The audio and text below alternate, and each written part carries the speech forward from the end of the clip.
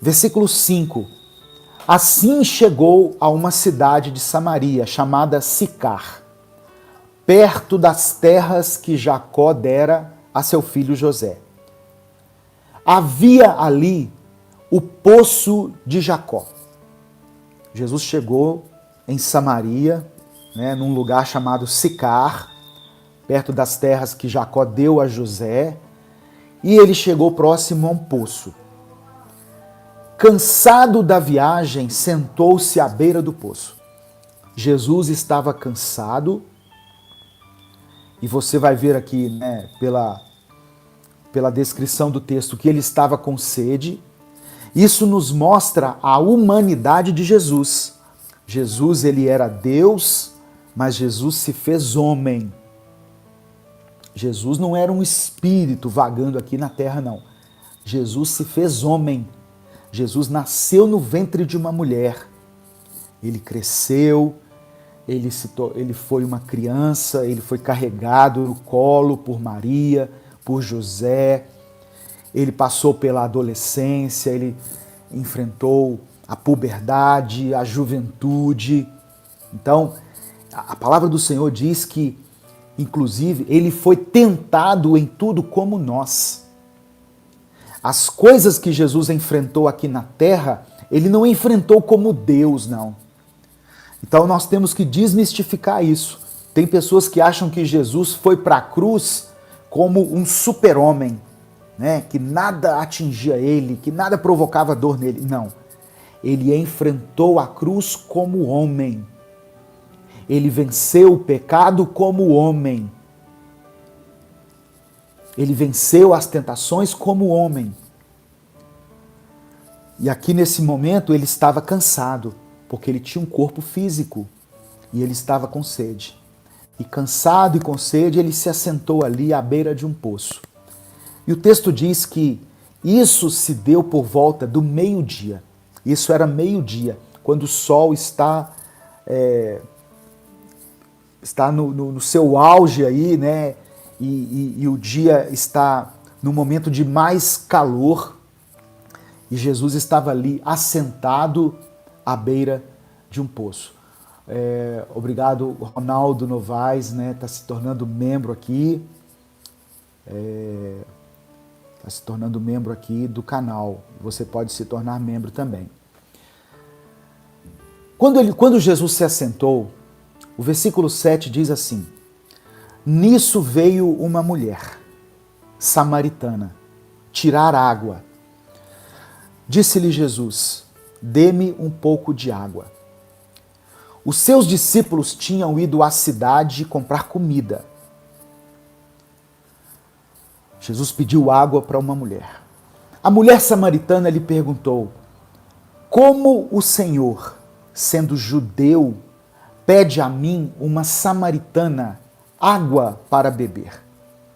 E o próprio texto explica: pois os judeus não se dão bem com os samaritanos. Havia uma questão política e religiosa, então os judeus, eles não se davam bem com os samaritanos, eles não conversavam entre si. E mais ainda, não era comum um homem abordar uma mulher no meio da rua. Culturalmente, para o judeu, isso não era habitual.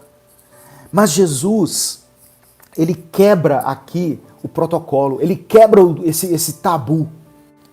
Ele se aproxima da mulher, ele sendo judeu se aproxima da mulher samaritana e ele pede água para essa mulher. Eu acho muito interessante, irmãos, essa abordagem de Jesus. Imagina Jesus chegando até nós. Se você pensar aos olhos naturais, se Jesus se aproximar de mim e de você, o que nós vamos querer fazer é adorá-lo e é pedir alguma coisa para ele. Não é verdade? Eu teria várias coisas para pedir para Jesus. Nossa, eu queria pedir coisas para Deus, para Jesus. É claro que eu vou expressar a minha gratidão, eu vou adorá-lo, eu vou dar um abraço nele, eu vou dizer o quanto eu amo. Mas se a conversa se prolongasse um pouquinho, eu pediria algo para ele. E o que acontece aqui é que Jesus pede algo para aquela mulher. Foi uma forma de abordagem para que, de certa forma, ele ganhasse a confiança dela, ele criasse um vínculo com ela, ele se aproximasse de uma forma não soberba, mas que, de certa forma, Jesus estava querendo dizer para ela: eu também tenho necessidades. Eu sei que você tem necessidades, mas eu também tenho necessidades. Jesus era homem. Em João capítulo 11, quando Jesus se deparou com a morte de Lázaro, do seu amigo Lázaro, o texto diz assim: Jesus chorou. Talvez seja um dos menores versículos da Bíblia. Jesus chorou. Quem chora é porque sente tristeza. Quem chora é porque sente angústia, porque está amargurado, porque está abatido. E Jesus chorou. E aquela mulher achou estranho, né? Como é que o Senhor, sendo judeu, pede água para mim que sou samaritana? E aí, no verso 10, Jesus começa a entrar para o lado espiritual daquela conversa. Jesus responde assim: olha, se você conhecesse o dom de Deus e quem lhe está pedindo água, você lhe teria pedido e ele lhe teria dado água viva. Disse a mulher: o Senhor não tem com que tirar a água e o poço é fundo. Onde pode conseguir essa água viva? Acaso o Senhor é maior do que o nosso pai Jacó, que nos deu o poço do qual ele mesmo bebeu, bem como os seus filhos e o seu gado? Jesus respondeu: quem beber dessa água terá sede outra vez. Mas quem beber da água que eu lhe der nunca mais terá sede.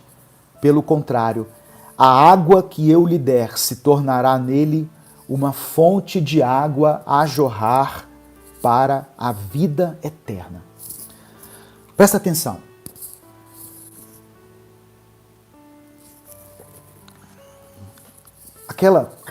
Aquela conversa de Jesus com aquela mulher não era uma conversa sobre necessidades físicas, sobre necessidades materiais. No seu íntimo, Jesus já sabia quem era aquela mulher. Ele já sabia o drama pelo qual ela passava. Não foi por acaso que Jesus chegou ali ao meio-dia, porque ele sabia que aquela mulher, ao meio-dia, ia até aquele poço para retirar água. Por que ela ia ao meio-dia? Você já deve ter ouvido isso em outras pregações a respeito dessa passagem. Se você for pensar, o momento ideal do dia para você ir num poço buscar água, sair debaixo do sol para buscar água num poço, para carregar um balde pesado, o melhor horário seria na parte da manhã, quando o sol está mais brando, ou na parte da tarde, depois que o sol se pôs. Você procuraria fazer isso num momento que não estivesse fazendo tanto calor. Mas aquela mulher ia ao meio-dia. Por que ela ia ao meio-dia? Porque esse era um horário em que ninguém mais ia. A maioria das pessoas estava nas suas casas. E aquela mulher era uma mulher condenada pela sociedade. Você vai ver no texto aqui que ela era uma mulher que já havia tido vários maridos. Então, a mulher que teve vários maridos, para a sociedade judaica, ela era uma mulher adúltera. Ela era uma prostituta. Já teve vários homens, já passou na mão de vários homens. Então, aquela mulher, para evitar o contato social, ela ia buscar água ao meio-dia. Só que Jesus se aproxima dela não para julgá-la, não para condená-la. Jesus, ele se aproxima dela para salvá-la. para transformar a sua vida. E quando ela diz que Jesus não tinha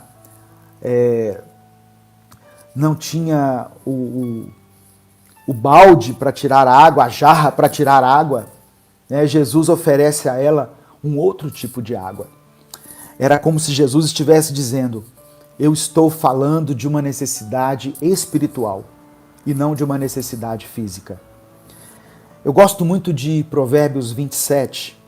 Provérbios 27, deixa eu ver se eu abro aqui. Provérbios 27, versículo 7. Onde Salomão fala sobre a alma faminta, a alma que não está saciada. Olha o que Salomão escreveu. Provérbios capítulo 7, versículo 7. A alma farta pisa o favo de mel, mas para a alma faminta todo amargo é doce. Presta atenção nesse versículo. Ele fala que existem almas fartas, almas saciadas, mas também existem almas famintas. Almas que estão buscando por alguma coisa, querendo alguma coisa. A alma farta, a alma que está saciada, ou seja, a pessoa que está bem consigo mesma, que está bem com Deus, que está bem com as pessoas, ela pisa o favo de mel. Ou seja, por melhor que seja aquilo que você oferecer para ela, ela vai pensar muitas vezes antes de aceitar, de dizer o sim. Ou seja, a alma farta, aquele que está saciado, ele rejeita até a sobremesa. Ele pisa o favo de mel. Mas, para a alma faminta, até o amargo é doce. Entenda isso que eu quero dizer para você. Quando eu li essa passagem aqui, eu comecei a entender por que tantas pessoas permanecem em relacionamentos que todo mundo está vendo, todo mundo já percebeu que é prejudicial para ela. Todo mundo já viu que ele ou ela são pessoas dominadoras, são pessoas tóxicas, são pessoas que prejudicam o desenvolvimento espiritual dela, o desenvolvimento emocional, mas mesmo assim ela permanece ao lado dele, ele permanece ao lado dela. Por quê? Porque para a alma faminta, até o amargo é doce. Amém? Até o amargo é doce. Até aquilo que está prejudicando você parece que é uma coisa boa, porque a sua alma está faminta. Uma vez eu conversei com uma pessoa que estava vivendo um relacionamento de adultério. Eu não vou revelar aqui ele ou ela, mas ele ou ela estava se relacionando com uma pessoa casada. E eu tentando convencer ele de que aquilo era loucura. E ele dizendo assim, não, mas ele ou ela, mas a gente ora juntos, a gente pede a Deus para nos abençoar, a gente vai na igreja juntos. E eu falando, meu irmão, minha irmã, ele é casado, ela é casada, não tem como Deus abençoar um negócio desse. Você está numa situação de adultério. Só que a pessoa estava tão cega de paixão, a alma estava tão faminta, que para ela, aquilo que aos olhos de todas as pessoas era amargo, mas para aquela pessoa era algo doce. A alma farta pisa o favo de mel, mas para a alma faminta todo amargo é doce. Jesus identificou na mulher samaritana uma alma faminta, uma alma que... Não entreguei não, irmão Paulo que colocou aqui? Não entreguei não. Eu falei até para confundir mesmo. Deixa eu ver quem falou aqui. Você, ele entregou, é ele.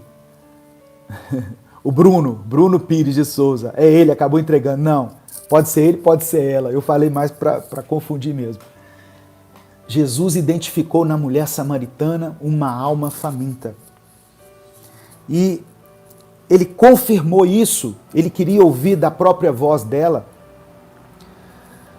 quando ele diz assim, olha, eu tenho uma água para te oferecer que ela vai saciar essa sede que você tem. E ela não vai saciar somente agora, ela vai saciar para sempre. Jesus não estava falando de uma sede física, mas de uma sede espiritual.